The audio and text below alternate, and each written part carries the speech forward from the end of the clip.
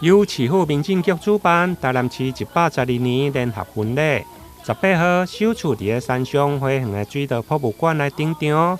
现场安排代表幸福的乐团演奏甜蜜的婚礼歌曲，由着市长黄伟哲亲自担任证婚人，为参与的新人宣读结婚的誓词，见证50对新人的浪漫爱情故事。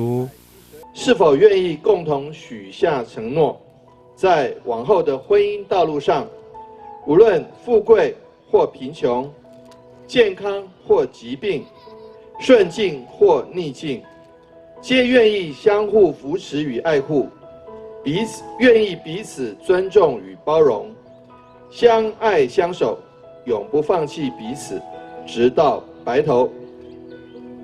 新人林柏桦和现场所有的男方，你们是否愿意？我愿意，不要怀疑。新人林佳杰和现场所有的女方，你们是否愿意？我愿意。我现在正式宣布你们成为夫妻。我要代表台南市185万市民朋友们，恭贺各位，祝福各位永浴爱河，互相情牵彼此的手，走人生的路，开创美好的愿景与前程。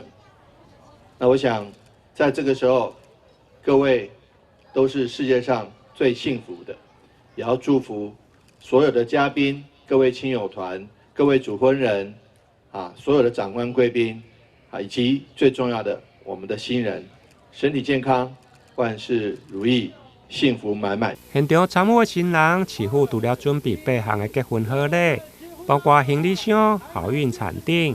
另外，市长更加加码幸福好礼的摸彩，奖项包括有电视、冰箱顶家电，另外还有上万块的现金、礼券等，多达50几项的实用礼品。现场的新人中奖率会讲是100%。会后，市长嘛一一甲所有的新人甲亲友做伙来翕相留念。台南新闻综合报道。